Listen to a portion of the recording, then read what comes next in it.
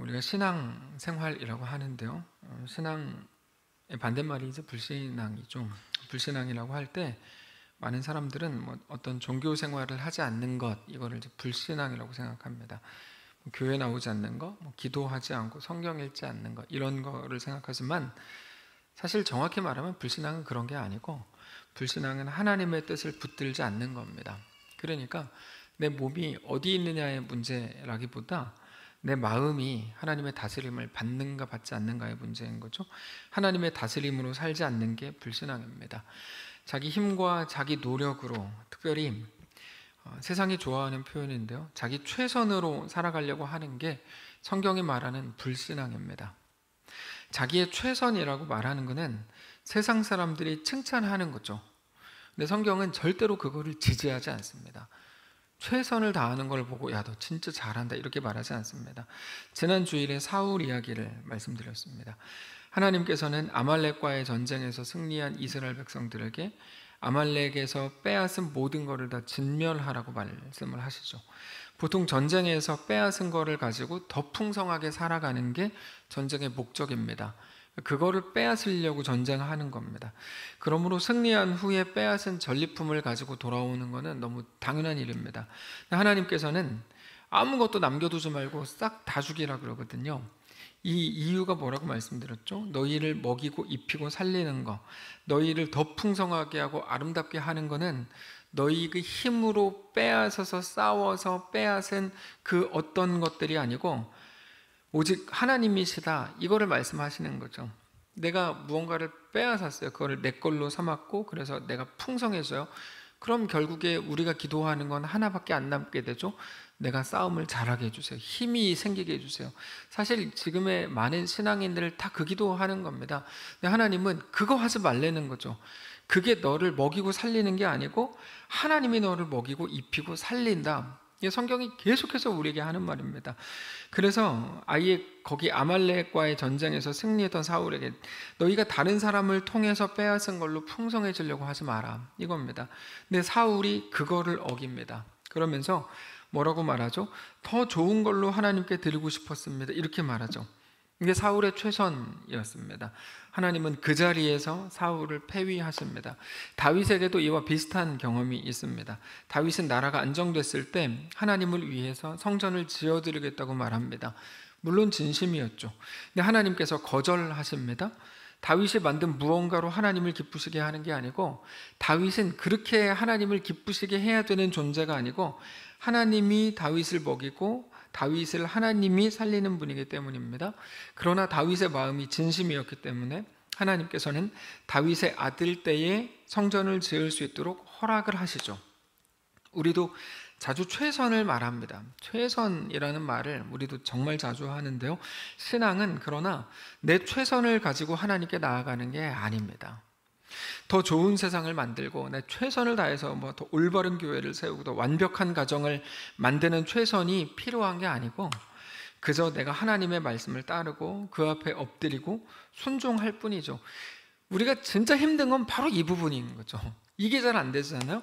근데 그게 하나님이 우리에게 요구하시는 성도의 모습입니다. 오늘 본문으로 가보면 오늘 본문 다윗 이야기인데요, 밧세바가 다윗의 아이를 낳았습니다. 다윗의 간음으로 태어난 아기죠. 근데 그렇게 태어난 아기가 많이 아팠습니다. 끙끙 앓았습니다. 15절 보면 나단이 자기 집으로 돌아가니라 우리아의 아내가 다윗에게 낳은 아이를 여호와께서 치심에 심히 앓는지라. 근데 이 표현이 참 애꿎은데 다윗의 아이입니다. 근데 우리아의 아내가 다윗에게 낳은 아이라고 말하죠. 성경은 그냥 유야무야 넘어갈 마음이 없습니다. 아주 분명하게 구분을 짓는 거죠. 이 아이가 많이 아팠습니다. 아이가 아플 때 이것도 다 하나님의 뜻이겠지라고 생각하고 아무것도 하지 않고 그저 기다리자 이렇게 하는 사람은 바보고 불신앙인입니다. 그런 사람은 없습니다. 이단이나 하는 짓이죠. 아이가 아프면 열일을 제쳐두고 아프지 않게 해주시기를 기도해야 됩니다. 그게 하나님의 뜻입니다. 아이가 아프면 안 아프게 도와주십시오. 당연히 이렇게 기도해야죠. 다 하나님의 뜻이 있겠죠. 이거는 웃기고 있는 겁니다. 다윗은 당연히 하나님 아이를 위해서 간절히 기도하죠. 16절에 다윗이 그 아이를 위하여 하나님께 간구하되 다윗이 금식하고 안에 들어가서 밤새도록 땅에 엎드렸다 돼 있는데, 다윗은 아이를 위하여 금식을 하면서 간절히 기도했습니다. 금식은 어떤 의미죠? 나를 살게 하는 음식을 먹지 않으면서까지 간구하는 거죠. 그러니까 이 문제가 내 생명보다 귀한 문제라고 하나님께 증거하는 셈입니다. 이건 협박이나 거래가 아니고 진심의 표현입니다. 기독교에 있는 이런 것들을 자꾸 협박이나 또는 거래적 수단으로 쓰는 사람들이 많은데 그러면 안 됩니다. 이건 진심의 표현일 뿐이에요. 근데 여기서 다윗의 이런 태도가 사실 너무 큰 의미가 있는 건데요. 그 이유는 읽지 않았지만 14절 때문입니다. 14절 한번 바로 앞에 있으니까 보시면 이렇게 돼 있어요. 이 일로 말미암아 여호와의 원수가 크게 비방할 거리를 얻게 하였으니 당신이 낳은 아이가 반드시 죽을 겁니다. 이게 나단 선지자가 다윗에게 경고한 게 바로 14절 그거거든요. 나단 선지자를 통해서 하나님이 다윗을 책망하실 때 당신이 낳은 아이가 반드시 죽는다라고 이미 말했어요. 그리고 나서 아이가 아파요. 그러니까 다윗은 어떤 생각합니까? 당연히 애가 죽을 거 알죠. 당연한 수준입니다. 근데도 16절을 보면 아이를 살려달라고 금식까지 하면서 기도하더라는 거죠. 여러분, 이게 좀 이상하지 않아요? 14절, 뭐 오래된 것도 아닙니다. 4절도 아니고 14절인데요. 바로 14, 15, 16절 이렇게 오는데, 다윗은 하나님의 은혜가 뭔지 아는 사람이었으니까 기도를 하는 거죠. 은혜가 뭔지 모르는 사람들은 기도를 못 합니다. 정의로 꽉 차 있으면요 기도할 게 없어요. 근데 은혜가 뭔지 알면 기도를 하게 되죠. 근데 중요한 건 이겁니다. 하나님의 뜻을 알아요, 몰라요? 당연히 알죠. 아이가 죽을 거야. 그 하나님의 뜻은 아이가 죽는 겁니다. 근데 다 알면서 뭐라고 기도해요? 주님, 아이를 살려주십시오. 그러면서 금식하면서 목숨을 내놓으면서까지 기도하죠. 그러니까 어떻게 보면 마치 하나님의 뜻은 애가 죽는 건데 다윗이 기도를 살려달라고 기도하니까 하나님의 뜻을 거부하는 것처럼 보일 정도죠. 논리적으로. 그러니까 이 부분을 우리가 조금 더 깊이 생각을 해봐야 돼요. 이 뭘까? 자, 다윗은 모든 것을 알면서 기도했습니다. 다윗이 뭐라고 기도했을까요? 당연히 처음에는 아이 살려주십시오 기도했겠죠. 근데 그러는 중에 상식적으로 기도가 어떻게 달라지죠? 얘가 어쩌다 이렇게 됐지? 자기 죄를 발견하겠죠, 다윗이. 그러면서 자기 죄를 더 철저히 회개하게 되겠죠. 자기의 죄가 아이의 죽음으로 이어지지 않기를 원하죠. 이 아이가 무슨 죄입니까? 따졌을지도 몰라요. 그러다가 내가 한 거지, 내가 왜 그랬지? 별의별 생각을 다 하다가 너무 괴로워지는 거죠. 그러니까 식사를 중단하면서까지 이제 기도하게 돼요.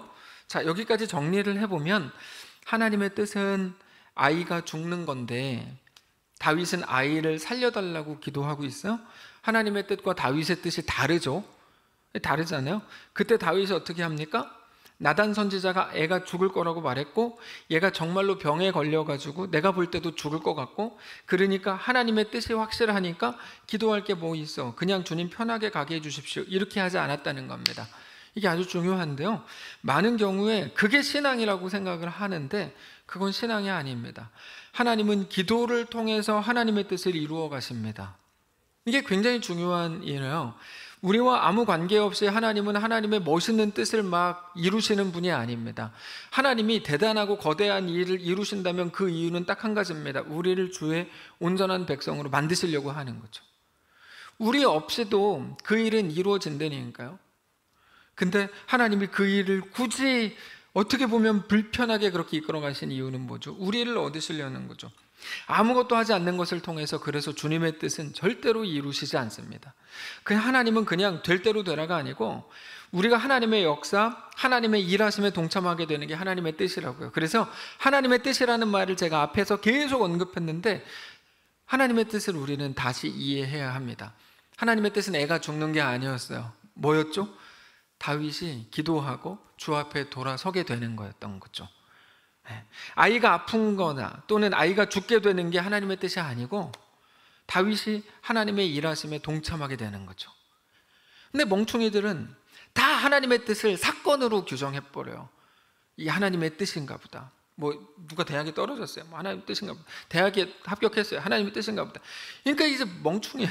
그렇지 않다니까. 하나님은 그렇게 일하시지 않아요.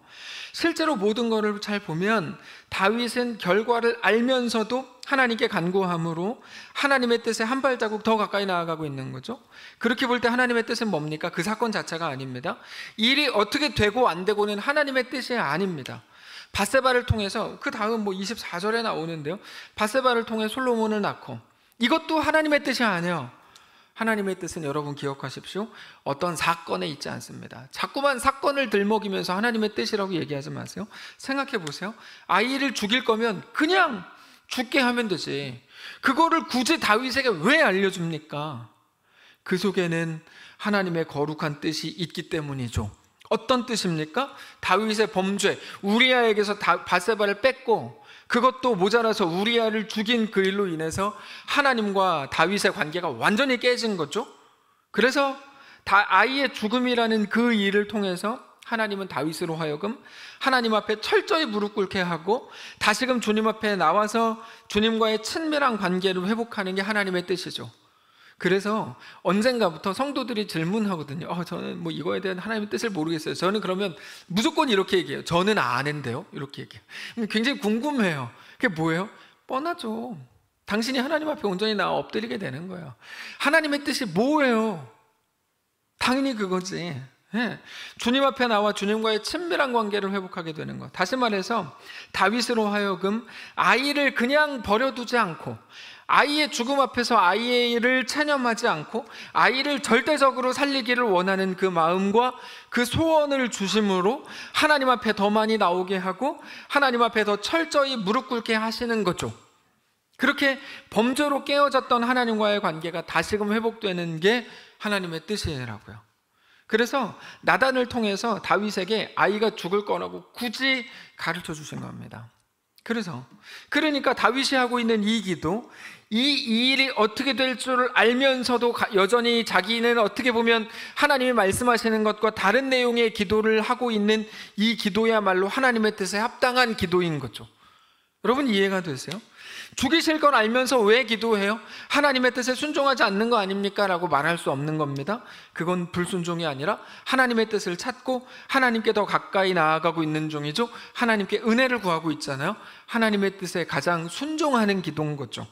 다윗은 당장 이 사건 때문에 하나님과 더 많이 친밀해지고 깨졌던 관계가 다 회복되고 자기 생명보다 하나님의 은혜를 더 구하고 있잖아요. 금식이 그런 의미라고 말씀을 드렸죠. 이 사건을 통한 하나님의 뜻이 다윗을 통해 지금 가장 잘 이루어지고 있는 중입니다. 그 고통의 기간이 사실은 다윗을 회복시키고 하나님과의 관계를 온전히 회복하는 축복의 기간이 되는 거죠. 그러면 이 아이는 불쌍해서 어떡합니까? 라고 어떤 멍충이는 질문하겠죠. 이 아이는 불쌍한 아이가 아닙니다. 얼마나 생각이 없어야 이 아이가 바로 하나님 나라에 간 거에 대해서 불쌍하다고 얘기하겠어요? 그거는 생각이 없어도 너무 없는 거죠. 우리는 우리와 같은 삶을 살아야 복이라고 생각하는 경향이 있는데 그거는 아주 못된 생각입니다. 이 땅은 절대로 승부처가 아닙니다. 영원한 삶이 승부처죠. 이 땅은 아주 잠깐 지나가는 시간일 뿐입니다. 하나님께서는 이 아이에게 우리가 이 땅을 살아가는 것과는 비교할 수 없는 큰 은혜와 큰 복을 주셨다고 확신합니다. 자, 우리에게 필요한 건 이겁니다. 하나님의 뜻이라고 하는 건 언제 어떻게 될 거야, 교통사고 난 게 하나님의 뜻이야, 이런 게 아닙니다. 하나님의 뜻은 사건에 국한되지 않는다고요.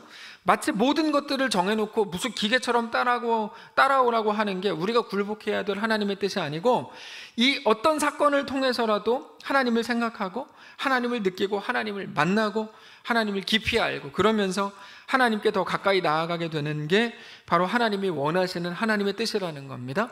그렇게 어떤 일들을 통해서라도 하나님과의 관계가 새로워지고 하나님과 더 깊은 신뢰와 사랑의 관계를 회복하는 게 하나님의 뜻이라면 우리 삶에 있는 모든 일들을 그런 식으로 보셔야죠.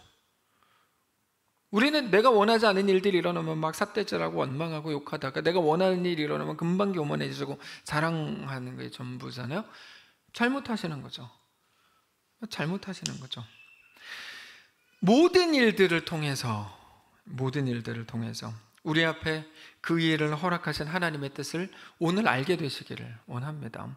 하나님께 가까이 나가십시오. 그래서 오늘 본문에 있는 다윗의 모습이야말로 진정한 신앙의 모습이고요, 삶의 위기를 가장 건강하게 풀어나가는 사람의 모습인 겁니다. 자기 앞에 있는 그 일을 통해서 하나님과 더 깊이 나아가려고 하고 있잖아요.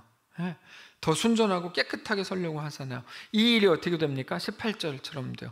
일주일 만에 그 아이가 죽었습니다. 그러나 다윗의 신하들이 아이가 죽은 것을 왕에게 아뢰기를 두려워하니 이는 그들이 말하기를 아이가 살았을 때 우리가 그에게 말하여도 왕이 그 말을 듣지 아니하셨나니 어떻게 그 아이가 죽은 것을 그에게 아뢰을 수 있으랴? 왕이 상심하시리로다. 우리 깊은 고민이 현실이 된 거죠.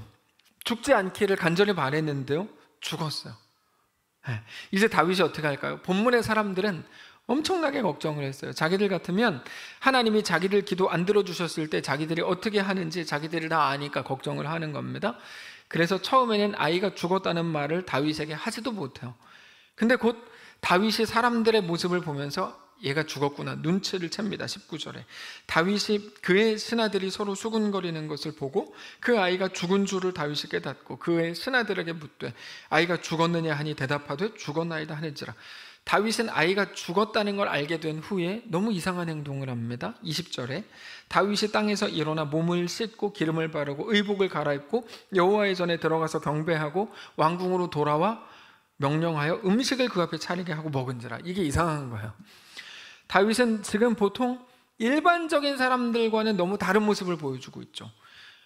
보통 이런 상황이면 어떻게 해야 됩니까? 상식적으로 이렇게 간절하게 기도하고 금식까지 하면서 기도했는데 얘가 죽었어요. C.S. 루이스가 그래서 하나님을 떠났잖아요. 나중에 다시 돌아오지만 그러면 너무 실망하고 좌절해가지고 나도 따라서 죽겠다고 항의하는 게 보통의 모습입니다. 또는 하나님 없어, 내 기도 안 들어줘, 교회 욕하고 다니고 막 사람들에게 뒤집어 씌우고 완전히 막장으로 가는데요, 다윗은 어떻게 하죠? 자기의 기도가 응답되지 않았다는 말을 듣자마자 땅에서 일어납니다. 그리고 몸을 씻어요. 기름을 바르고 의복을 갈아입고 여호와의 전에 들어가서 경배하고 왕궁으로 돌아와서 먹을 거를 차려라. 그리고는 먹더라는 거죠. 이게 너무 이상한 거죠. 이해가 안 되죠? 평범하지 않으면 우리는 이해가 안 돼요. 평범하지 않은 건 둘 중 하나입니다. 충격이 커서 정신병에 걸렸든지 혹은 비범한 거든지 둘 중 하나입니다. 우리가 아는 것처럼 이 일을 통해서 다윗은 비범한 자리로 가죠. 사실상 골리앗 이후로 다윗에 관한 본문을 다루면서 기억해 보세요. 제가 다윗을 높였던 적은 이번이 처음인 것 같아요. 매일 다윗 욕하고 다녔는데요, 이 본문에서만큼은 다윗을 높여줄 수밖에 없어요. 하나님께서 이 본문을 우리에게 보여주시는 이유도 바로 거기 있습니다. 다윗의 비범함이죠. 신하들이 물어요, 다윗에게. 어떻게 된 겁니까? 21절 그의 신하들이 그에게 이르되, 그러니까 이 사람들은 아이가 죽은 것도 얘기 못했던 사람들이거든요. 근데 다윗의 모습을 보니까 너무 이상해가지고 이렇게 질문한 거예요. 얘가 살아있을 때는 그를 위하여 금식하고 우시더니 죽은 후에는 일어나서 잡수시니 이 일이 어찌 되면이니까. 아무리 생각해도 너무 궁금하니까 물은 거죠. 살았을 때는 금식하고 우셨는데 죽으니까 곧장 일어나서 잡수신다는 게 이해가 안 되는 거죠. 다윗이 이렇게 대답합니다. 22절 이르되 아이가 살았을 때 내가 금식하고 운 거는 혹시 여호와께서 나를 불쌍히 여기사 아이를 살려주실는지 누가 알까 생각함이거니와. 다윗은 참 솔직해요. 23절 지금은 죽었으니 내가 어찌 금식하랴. 내가 다시 돌아오게 할 수 있느냐? 나는 그에게로 가겠지만 그는 내게로 돌아오지 아니하리라. 근데 여러분, 이게 신앙인의 가장 올바른 자세입니다. 하나님의 뜻과 내 뜻 사이에서 철저하게 하나님의 뜻 앞에 순종하는 충성스러운 모습이죠. 얘가 아팠을 때는 하나님께 더 깊이 회개하고 더 깊은 관계로 나아가려고 그러고, 나를 불쌍히 여기사 아이를 살려주실는지 그러면서 하나님께 가장 낮은 자로 나아가는 모습을 통해서 주님께 나아가지만, 그러나 결국 내가 원하는 일이 일어나지 않았어요. 주님을 붙들었지만 원하지 않는 일이 일어났어요. 그럼 어떡합니까? 현재 펼쳐진 상황, 그러니까 하나님이 이끄신 그 현장에서 이전과 같이 하나님께 낮은 자세로 나가는 거죠. 그거를 굴복이라고 부릅니다. 하나님의 이끄심에 엎드리는 거죠. 하나님을 인정해드리는 거야. 이끄시는 분이 하나님이신 것을 인정하는 거죠. 아주 중요한 표현입니다. 내 모든 상황을 하나님의 이끄심이라고 해석하는 거고요, 이끄시는 분이 하나님이신 것을 인정하는 거예요. 우리는 그게 안 되죠. 내가 실수해서 이렇게 됐다고만 생각하죠. 모든 원인을 다 나에게서 혹은 다른 사람에게서 찾죠. 근데 이끄신 분이 하나님이시고 그 하나님이 나의 아버지이신 것을 인정하는 겁니다. 하나님의 일하심에는 오차가 하나도 없다는 것을 인정하고 고백하는 거죠. 그걸 보고 믿음이라고 불러요. 믿음은 허황된 게 아니에요. 너무 구체적이고 실제적이고 분명한 겁니다. 그때에도 하나님을 믿는 거죠. 좋은 표현이네요. 그때에도 하나님을 믿는 거. 그때에도라고 말하는 거는 뭐 각자 다 다르죠. 그리고 그때의 믿음은 내가 내 삶을 이끄는 주인이 아니라 하나님이 나의 유일한 주인이라고 인정하고 고백하는 겁니다. 그게 신앙이죠. 이게 우리가 이 땅을 살아갈 때 반드시 회복해야 되는 믿음의 모습입니다. 우리는 너무 자주 우리 자신을 하나님 앞에 주장합니다. 자기 기도 제목과 소원에 푹 빠져서 완전히 집착하니까 하나님의 뜻이 안 보이죠. 하나님의 섭리가 인정이 안 됩니다. 우리가 살아내야 되는 신앙이 우리 속에 세워지지 않습니다. 근데 하나님이 누구십니까? 여러분, 내 소원이 하나님입니까? 아니면 내 계획이 하나님입니까? 내 일정표를 따라서 하나님이 움직여 주셔야 됩니까? 그렇지 않습니다. 아니죠. 오직 하나님이 하나님이시죠. 우리는 하나님의 하나님 되심을 인정하고 고백하고 선포하고 주님 앞에 겸손함으로 서야 됩니다. 우리가 반드시 회복해야 되는 모습이 바로 오늘 본문의 다윗의 모습입니다. 23절에 그 고백이에요. 지금은 죽었으니 내가 어찌 금식하랴. 하나님의 이끄심 앞에 그냥 철저히 엎드리는 거죠. 내가 다시 돌아오게 할 수 있느냐? 나는 그에게로 가려니와 그는 내게로 돌아오지 아니하리라. 이거는 체념이 아니에요. 하나님의 뜻에 나를 맞추려고 하고 있는 거죠. 최선을 다해서 하나님의 뜻 앞에서 나의 뜻을 굴복시키는 겁니다. 하나님께서 우리에게 요구하시는 게 바로 그거죠. 뭘까요? 딱 한 가지입니다. 하나님을 믿는 겁니다. 믿음은 하나님을 온전히 아는 걸로 시작합니다. 그래서 여러분 꼭 물으셔야 돼요. 당신 하나님 믿어요? 네, 믿어요. 당신이 믿는 하나님이 누굽니까? 어떤 하나님을 믿습니까? 반드시 물어야 되고 스스로도 대답해야 돼요. 하나님이 누구십니까? 하나님은 창조주이신데요. 하나님의 창조는 또 무슨 말입니까? 창세기의 하나님이라는 의미가 아니라 그랬죠. 그 말은 죽은 자를 살리시고 그게 창조예요. 창조. 없는 것에서 있는 것으로 부르시고 죽은 자를 살리시고 모든 불가능 속에서 가장 아름답게 우리를 완성하시고 우리 최악의 조건을 가지고도 가장 완전한 선을 이루시는 분이죠. 하나님은 그렇게 우리의 전능자이시고 그러나 혼자 능력 있고 끝나는 게 아니라 그런 하나님이 나를 지켜주신다. 아니에요. 그게 믿음이 아니고 그렇게 혼자 하나님 능력 있고 막 멋있고 막 그런 게 아니고 그분이 우리를 다스리고 우리를 사랑하시고 특별히 우리와 언약을 맺으신 거죠.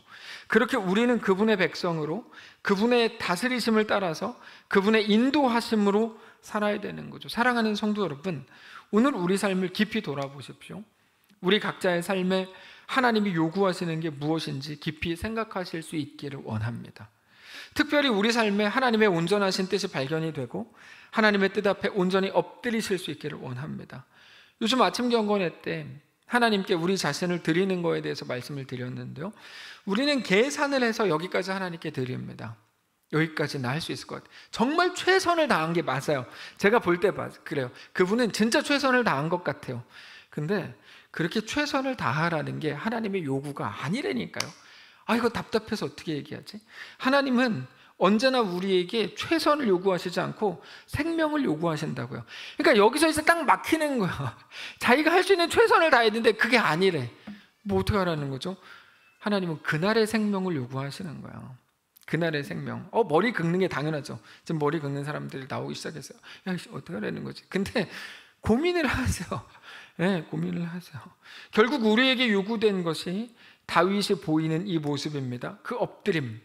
하나님은 진정한 나의 하나님이 되시고 우리는 그 하나님의 온전한 백성이 되는, 그렇게 나보다 나를 더 사랑하시고 나를 가장 사랑하시고 그렇게 오늘 하나님의 백성으로 살아도 우리에게 손해가 아니라 오히려 우리를 가장 아름답게 완성하시는 것임을 깨닫고 그 앞에 우리의 오늘의 삶, 우리 오늘의 생명을 온전히 다 내어드리는 거룩한 신자들 되시기를 주님 이름으로 축복합니다. 찬양합시다. 나의 약함은 나의 자랑이요.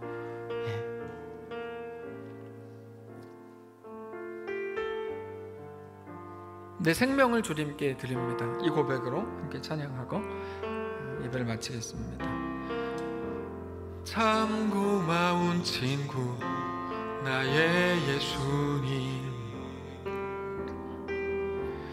나는 깨지기 쉬운 질그릇과 같으나 때론 낙심해도 포기치 않음은 예수의 생명이 내 안에 있기에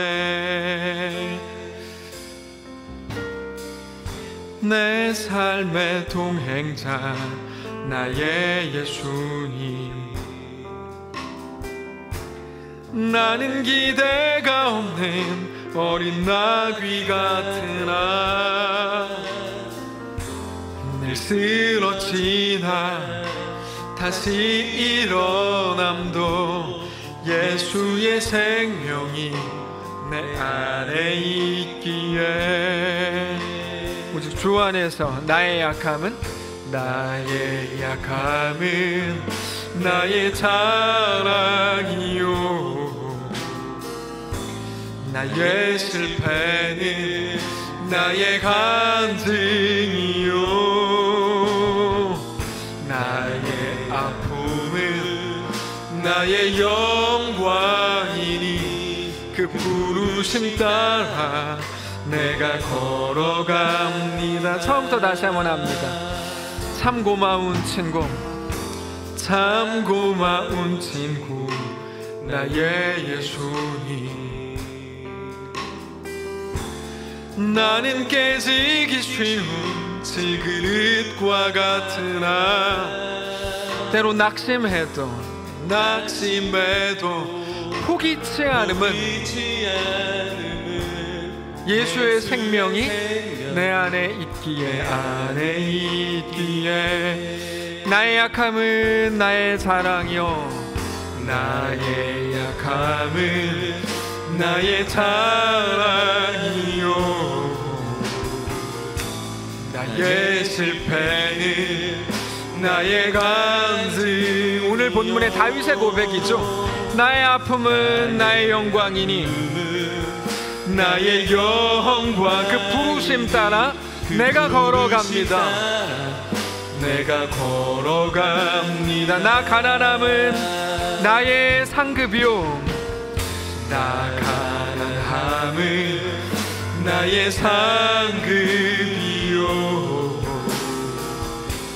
나 미련함은 나의 자랑이요, 나 쓰러짐이 나의 고백이니 나의 고백이니 그 부르심 따라 내가 걸어가. 나의 약함은 나의 자랑이요, 나의 약함은 나의 자랑이요, 나의 실패는 나의 간증이요, 나의 아픔은 나의 영광이 그 부르심 따라 내가. 우리 마지막으로 다시 한번 고백합니다. 나 가난함은 나의 상급이요, 나 가난함은 나의 상급이요, 나 미련함은 나의 자랑이요, 나 쓰러짐이 나의 고백이니 그 부르심 따라 내가 걸어갑니다. 거룩하신 하나님, 그 부르심 따라, 그 이끄심 따라, 하나님의 그 왕되심을 따라서, 그 다스리심을 따라서 오늘 우리가 걷기를 원합니다. 우리가 계속 왕되고 싶었고 하나님 되고 싶었습니다. 하나님을 계속 평가하고 하나님 이게 아니죠, 이렇게 하셔야죠, 늘 가르치고 싶었는지도 모릅니다. 스스로의 선을 정해놓고 여기까지는 내가 주님께 드릴 수 있는데요, 그 이상은 내 최선이 아니에요 라고 얘기했는지도 모릅니다. 하나님은 우리에게 생명을 요구하시니 우리가 당황이 됐죠. 하나님, 그러나 모든 순간에서 하나님이 왕이신 것, 하나님이 우리 주인이신 것, 하나님이 우리의 전부이신 것을 늘 고백하고 그 앞에 엎드리기를 원합니다. 아이가 살았을 때는 내가 내 생명보다 이게 더 중요한 문제입니다 고백하면서 막 주님께 나가고 외치다가도 아이가 죽은 이후에 하나님의 이끄심이 무엇인지도 깨닫고 그 앞에 엎드리는 그의 모습이 우리에게 큰 울림을 줍니다.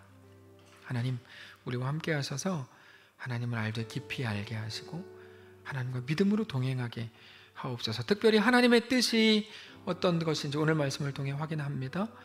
우리의 모든 삶을 통하여 우리 모든 상황 속에서 하나님 앞에 나아가고 주께 굴복하는 거룩한 주의 성도들, 믿는 신자들 다 되도록 축복하시옵소서.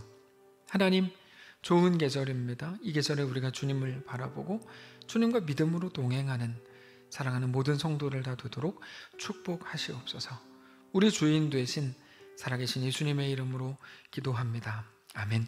하늘에 계신 우리 아버지여, 이름이 거룩히 여김을 받으시오며 나라가 임하시오며 뜻이 하늘에서 이룬 것 같이 땅에서도 이루어지이다.